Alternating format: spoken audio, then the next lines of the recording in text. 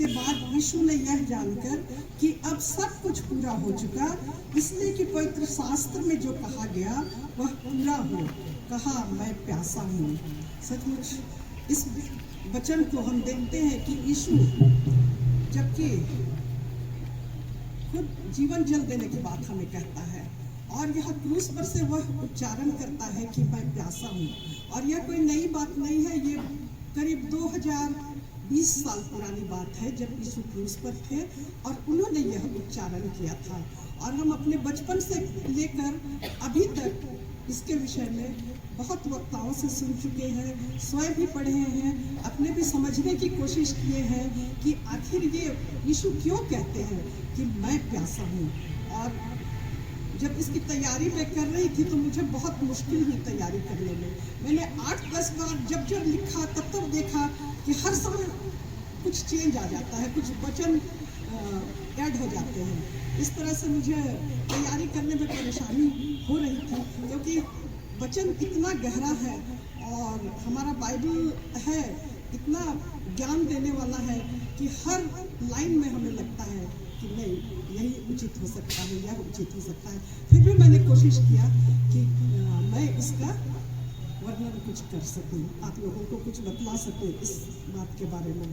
जैसे हम सुन चुके हैं कि कैसे यीशु की क्रूस पर दयनीय स्थिति है, वह किस प्रकार कांटे के मुकुट के साथ हर पूरे बदन में कोड़े खाए हुए हैं और क्रूस पर उपस्थित है। हम उस दृश्य को स्मरण करते हैं और हम देख पाते हैं कि जो भी वहाँ से गुजरता है हर कोई उसे देखकर दुखित है और विशेषकर जो उसके रिश्तेदार हैं, जो उसकी माता बहनें हैं, सभी देखकर कितनी दुखित होती होंगी कि कैसे उसे बिना दोष अपराध के क्रूस पर चढ़ाया गया। लेकिन यह परमेश्वर की योजना थी कि वह हमारे पापों के लिए यह सहता, इसलिए वह क्रूस पर चढ़ाया गया। और उसे जरूर करके प्यास लगी होगी क्योंकि वह एक शारीरिक मनुष्य था और वह उसके शरीर से खून का एक एक कतरा बहा जा रहा था और उसकी शक्ति छीन हो चुकी थी, वह बिल्कुल भी अब बोलने में असमर्थ हो चुका था। इसलिए बहुत ही धीमी आवाज में कहता है मैं प्यासा हूँ। दूर के लोग तो नहीं सुन पाए होंगे, लेकिन उसके क्रूस के नजदीक एक सिपाही जो बैठा हुआ था वो जरूर करके सुना और तुरंत एक स्पंज लिया और फिर उसे सिरके में डुबाया और अपने बर्छी में डालकर यीशु के मुंह पर डाल दिया। वह यह सोच कर कि उसे यीशु बहुत पीड़ा में है और इस तरह से सिरका पिलाने से उसके जो घाव है उससे उसकी जो पीड़ा है वह थोड़ी कम होगी। वह अपने स्तर से यही सोचा कि जरूर उसे मैं ये दूंगा तो उसका जो ये पीड़ा है, उसकी जो तकलीफ है वो इससे कम होगी। इसलिए कि उस समय जो शारीरिक पीड़ा होती थी या चोट के कारण जो घाव वगैरह होता था उस पर दाखरस लगाने की भी बात हम सुन चुके हैं, हम देख चुके हैं। भला सामरी वाले उपदेश में हम देखते हैं कि कैसे उसने एक डाकुओं द्वारा एक आदमी जब मारा गया था तब उसके घाव पर दाखरस लगाया और पट्टी बांधी थी। इसलिए वो उसे अपने स्तर से यीशु की प्यास बुझाने की कोशिश किया और उसे सिरका पिलाया। इससे यह एक बात भी पूरी होती है जो भजन संहिता 69:21 में लिखा हुआ है, मेरी प्यास बुझाने के लिए उन्होंने मुझे सिरका दिया। इसलिए यहाँ भी लिखा है, इसलिए कि पवित्र शास्त्र में जो कहा गया वह पूरा हो, मैं प्यासा हूँ।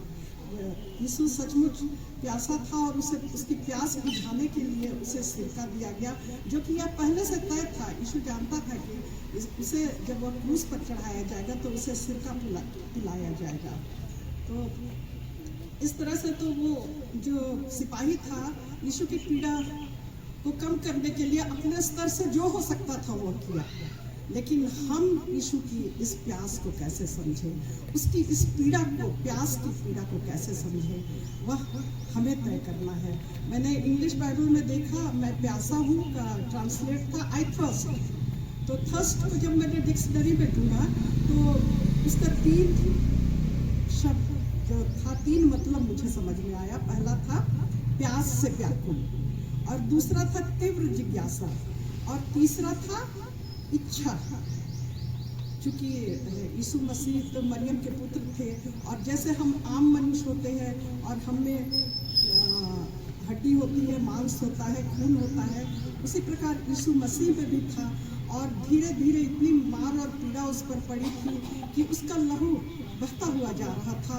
और वह जब शरीर में पानी की कमी होती है तो हमें प्यास लगती है। तो यीशु भी जरूर करके शारीरिक रूप से वो प्यास से पीड़ित रहा होगा। और फिर जैसे भजन संहिता 42 के 1 और 2 पद में भी हम देखते हैं कि जैसे हिरनी नदी के जल के लिए हाँफती है, वैसे ही मैं परमेश्वर तेरा प्यासा हूँ कहता है। तो इस समय हम लोग छठा क्रूस वाणी को देखेंगे। यह हमें मिलता है यूहन्ना 19:30 में। यूहन्ना 19:30 में जब यीशु ने वह सिरका लिया तो कहा पूरा हुआ, और सिर झुकाकर प्राण त्याग दिए। हम एक वचन लेते हैं, गिनती 11:23। गिनती 11:23 में लिखा हुआ है, यहोवा ने मूसा से कहा, क्या यहोवा का हाथ छोटा हो गया है? अब तू देखेगा कि मेरा वचन जो मैंने तुझसे कहा है वह पूरा होता है कि नहीं। बाइबल को हम देखते हैं, यह हमारे जीवन के लिए यह धर्मशास्त्र है, और यह इतना हमें ज्ञान और बुद्धि देने वाला पुस्तक है। हम इसका मनन ध्यान करें। बाइबल जो परमेश्वर का वचन है वह यीशु के क्रूस, मृत्यु, बलिदान और उद्धार के रूप में हमारे जीवन में वह पूरा होता है। अतः यह 6वां क्रूस वाणी जिसमें यीशु ने कहा पूरा हुआ है, वह परमेश्वर के वचन का पूरा होने का आवाज है। वचन ही हमें पापों से फेर कर भक्ति के साथ जीवन बिताने में हमारी मदद करेगा। अपने पापों से पश्चाताप करें और दीनताई के साथ यीशु के आने की बाट जोहते रहें। वचन कहता है, जागते रहो और प्रार्थना करते रहो कि तुम परीक्षा में ना पड़ो, क्योंकि आत्मा तो तैयार है परंतु शरीर दुर्बल है। मैं इतना ही कह करके अपने वक्तव्य को अंत करती हूँ।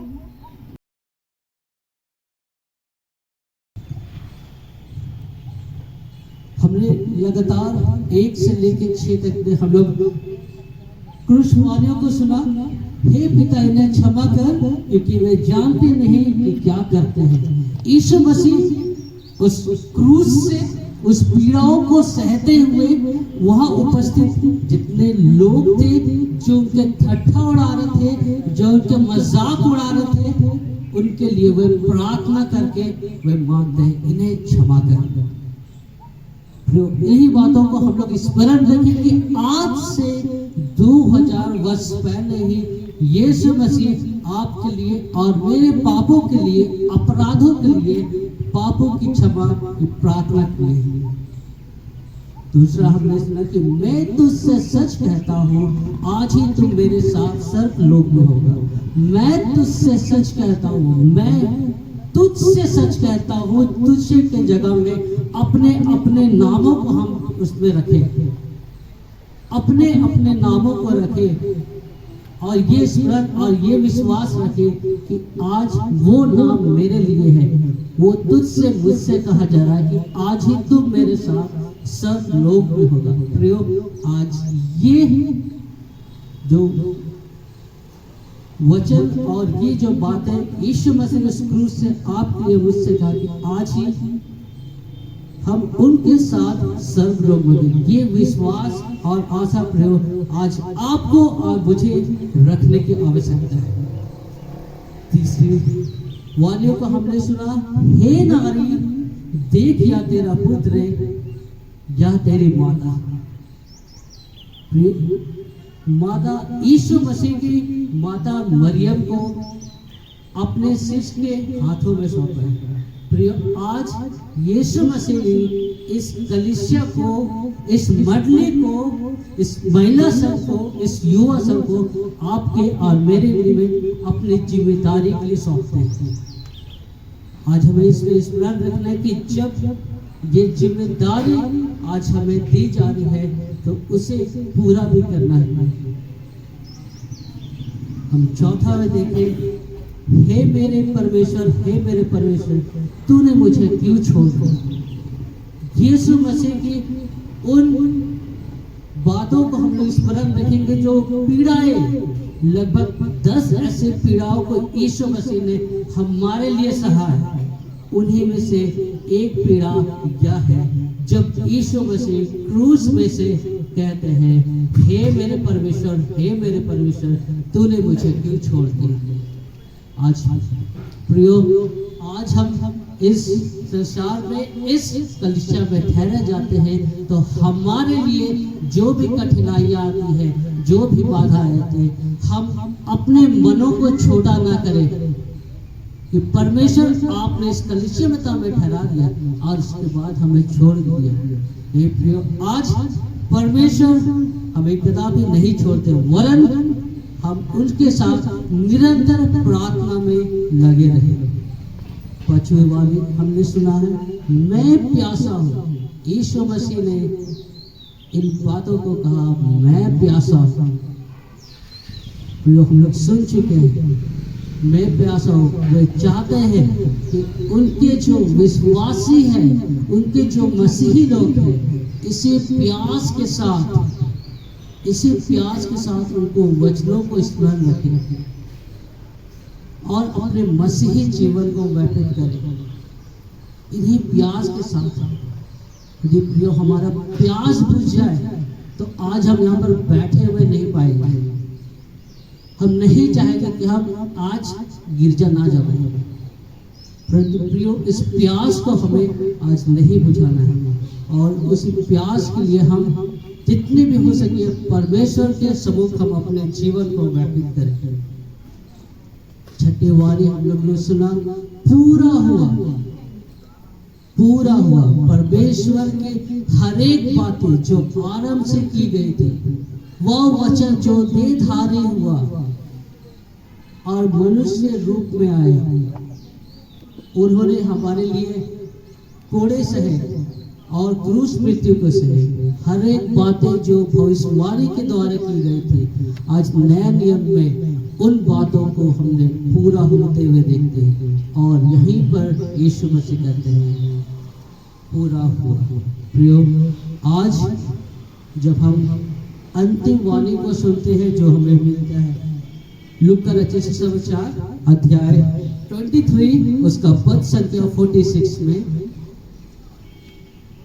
हे पिता, मैं अपनी आत्मा तेरे हाथों में सौंप देता हूँ। मैं अपनी आत्मा तेरे हाथों में सौंप देता हूँ। और इनको और गंभीर रूप से मनन करने के लिए हम लोग वचन देखेंगे। पहला पतरस अध्याय 1 पद संख्या 18 से 20 पद तक, जो कि आज हमारे लिए कलीसिया का ठहराया हुआ दूसरा पाठ वचन भी था जो हमें मिलता है। पहला पतरस अध्याय 1 पद संख्या 18 से लेकर 21 पद तक, क्योंकि तुम जानते हो कि तुम्हारा निकम्मा चाल चलन जो बाप दादों से चला आता है, उससे तुम्हारा छुटकारा चांदी सोने अर्थात नाशवान वस्तुओं के द्वारा नहीं हुआ, पर निर्दोष और निष्कलंक मेमने अर्थात मसीह के बहुमूल लहू के द्वारा हुआ। उसका ज्ञान तो जगत की उत्पत्ति के पहले ही से जाना गया था, पर अब इस अंतिम युग में तुम्हारे लिए प्रकट हुआ है। उसके द्वारा तुम उस परमेश्वर पर विश्वास करते हो जिस उसने मरे हुए में से जिलाया और महिमा दी कि तुम्हारा विश्वास और आशा परमेश्वर पर हो और आज इसी यीशु मसीह के अंतिम वाणी से आज हम अपने आत्माओं का टुकड़े की क्या हम आज उस योग ठहर पाते हैं कि हम अपने आत्मा को सरेंडर कर सके, और इस निमित्त हम अपने जीवन को प्रियो इस महाउपवास काल में अपने मनों को, अपने हृदय को परिवर्तन करने का, बदलने का, एक पवित्र ठहरने का हम प्रयास करते हैं। परमेश्वर हमें इस वचन के द्वारा बहुतायत का आशीष देवे। आमीन।